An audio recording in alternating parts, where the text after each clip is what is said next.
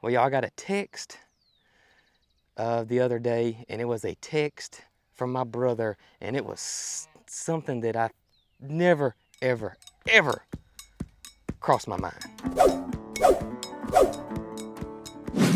What is going on, y'all? Jason over here at Cog Hill Farm. Hope you guys are having just the best day ever today. We're not having a really awesome morning this morning. I'll tell you about that in just a second. I'm out here in the garden area, and I think this is where our fall garden plot's going to be this year, and it's time to start getting this ready. My seeds came in from Hoss Tools, so I'm going to start getting those guys ready. And believe it or not, fall garden season is here. Even though it is middle of August, it's 110 degrees outside, you got to start thinking about your fall garden. We're going to start planting September, October, and yeah, it's time. Believe it or not, it is time.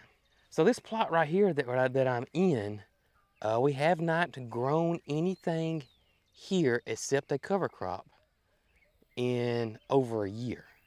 This is where our summer garden was last year. And so we planted a cover crop, a fall winter cover crop, which was tillage radishes in this area last fall. And as you guys know, cover crops help the soil. They bring your soil back to life. Cover crops are not taken away from your soil, so that's why cover crops are so important, and why I love using cover crops for many reasons, but mainly for that. And they break insect cycles as well. So we had the cover crop planted, and you can see some of it has came back right here. That is some of the tillage radishes that didn't get tarped over real well, or didn't get tarped over, and we couldn't get the bush hog close to the tarp because it would suck it up. And we dang for sure don't want that to happen. So we will be working on this in the next couple of days. Pretty much the same routine. I'll probably come in, we'll probably run our spring 2 harrow through here because our soil was so compacted, and that's why I planted tillage radishes in here. And I'll go over what we're going to plant this fall soon and get this bed ready. I want to take a peek under this tarp and see what it looks like. I'm curious to see what the soil looks like under here. I can feel it that it's really, really tender, and the compaction we've had is definitely starting to go away.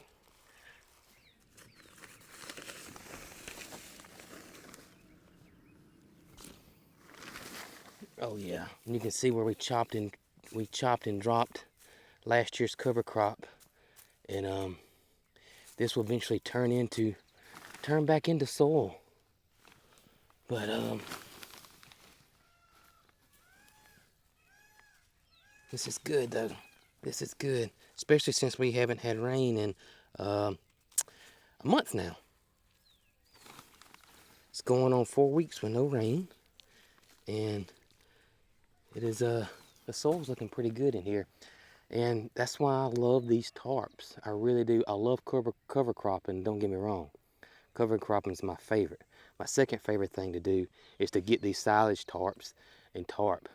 I've talked about it before, but cover crops, like I said earlier, do add life back to your soil. Nitrogen fixers, chop and drop, compost, keeps your soil from being compacted, but it also helps with weeds because it'll smother out weeds. And what else it does is that it keeps your ground moist and helps with erosion. But that's what a tarp will do too, without the other benefits of adding compost and nitrogen fixers and that thing. Your tarp will help you with erosion and help you with weeds. And that's why I love tarping, because, you know, I mean, there may be times that, you know, your budget you spent on something else in your garden, or you spent it on a fall cover crop, and, you know, your budget don't allow you to do a summer cover crop.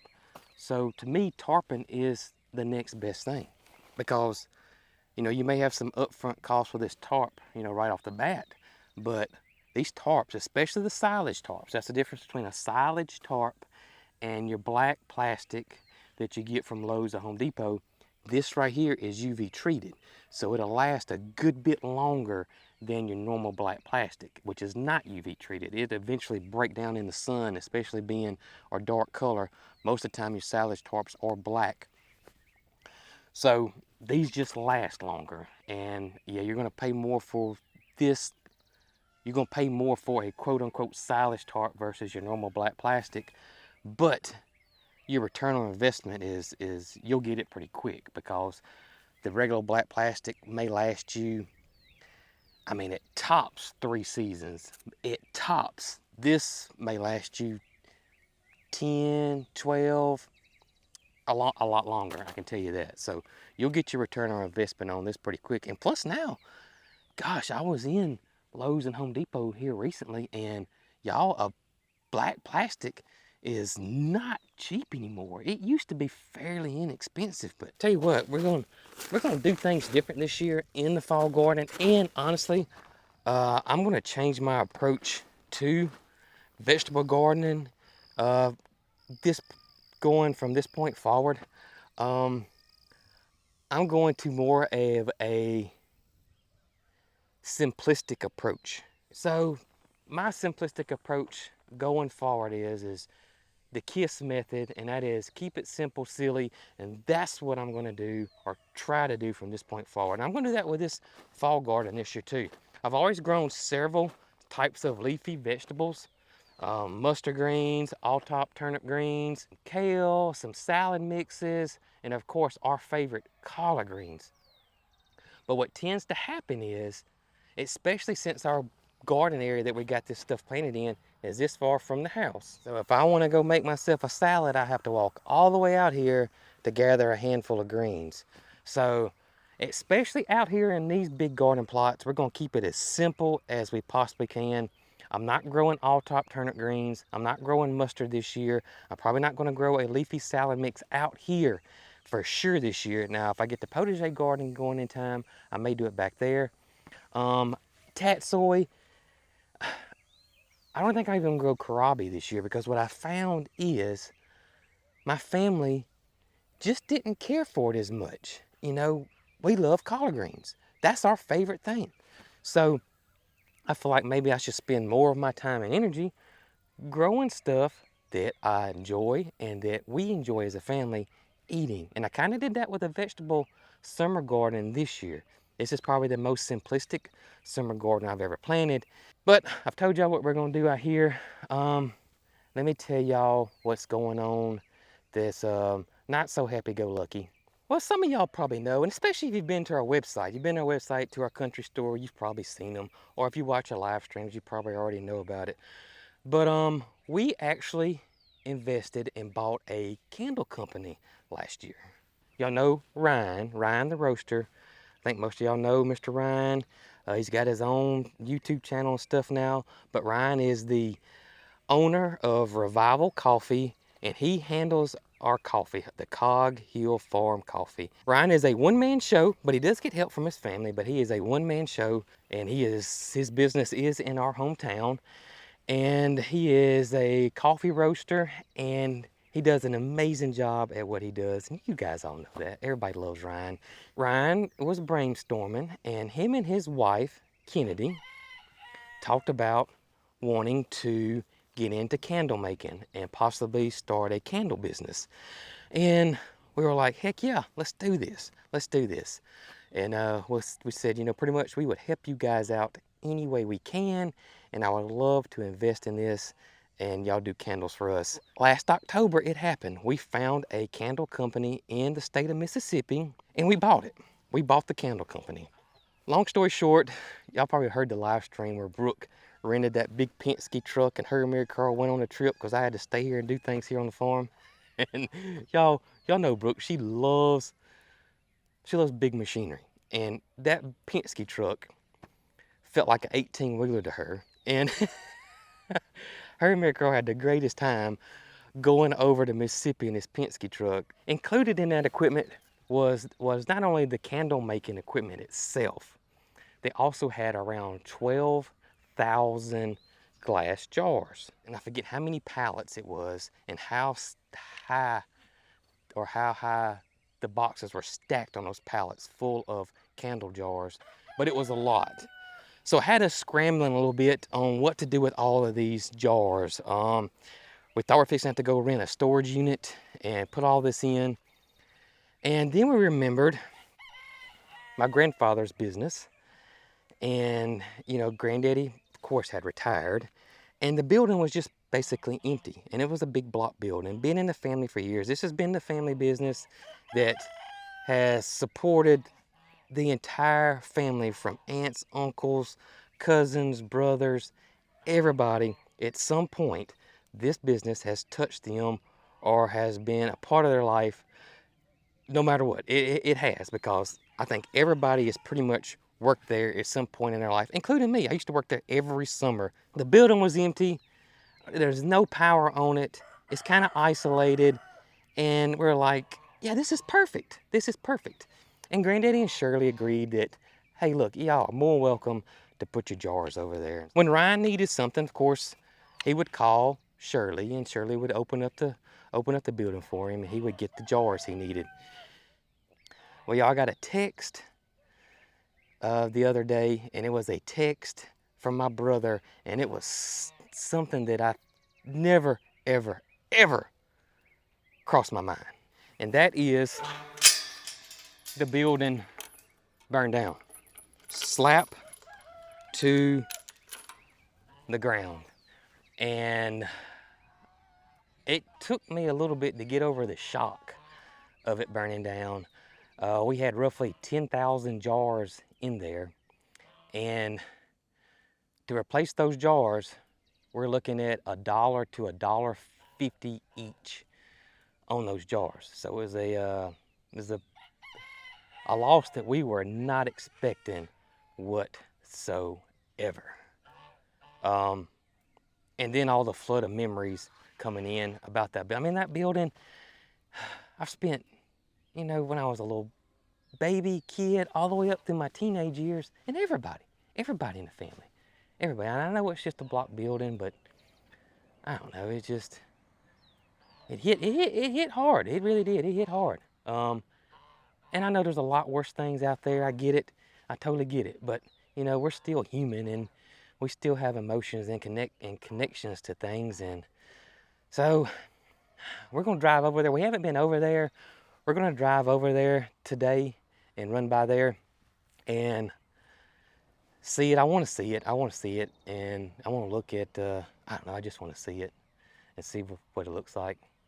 I guess before they probably going to just, I guess, bulldoze it all out. I mean, there's nothing left.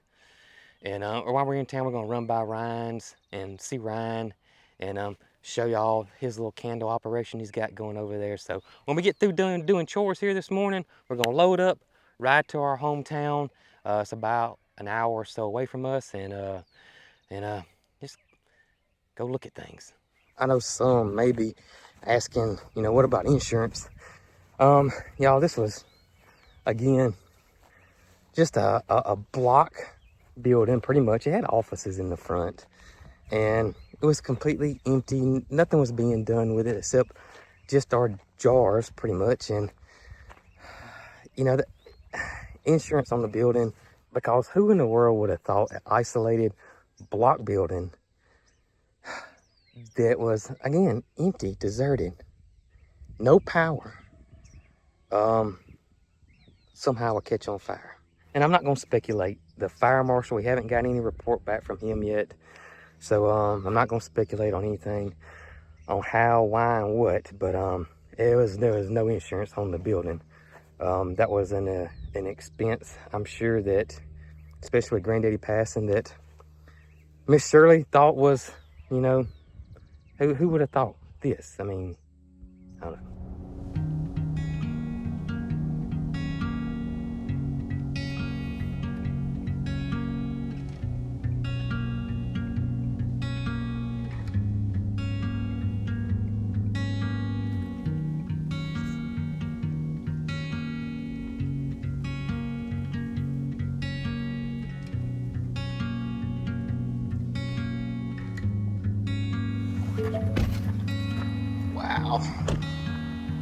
Wow, wow.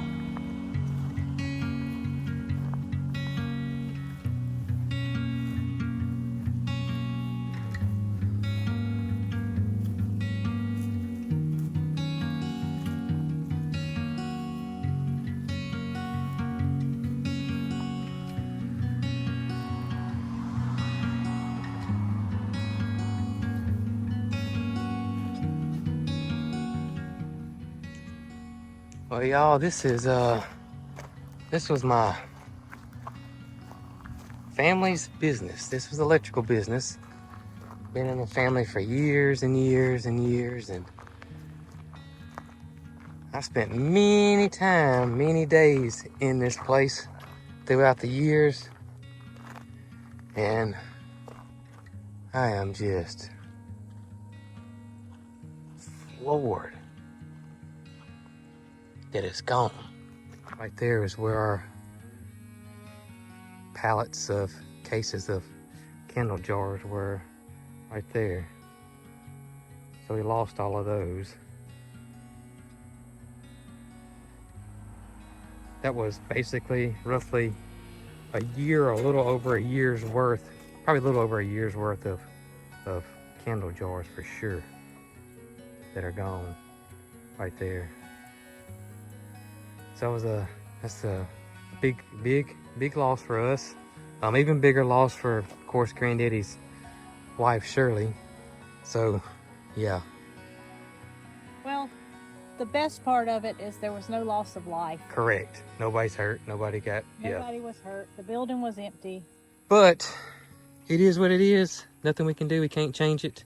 We broke the news to Ryan too, and yeah, he couldn't believe it either. As a matter of fact, he drove over here pretty quick after I told him, because Ryan lives close by, and you know, we're about an hour away. And yeah, this is a big loss for us in the candle business for sure. 100%. This is gonna hurt. This is going to hurt. It is. Show you one little spot, you know, even though it's covered up in block and burn up stuff, but right here, I know I've mentioned it on the live stream, and I probably mentioned it in a video or two, but I talked about my granddaddy bringing blackberries back from Washington and how big they were. And as a kid, I loved them, and I would pick them, and this is where he planted them, right here. Here on this fence, right here, is where the blackberries were planted when I was a kid. And we would come back here, of course, and pick till our little hearts and stomachs couldn't pick and eat no more right there. I'm still shocked at this. So shocked at this. I got a lot of memories back here.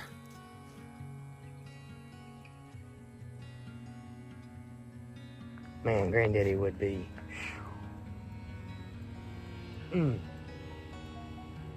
Well, he'd be devastated. He would be devastated. Saw his business like this. I just got a uneasy feeling in my stomach looking at it. I really do.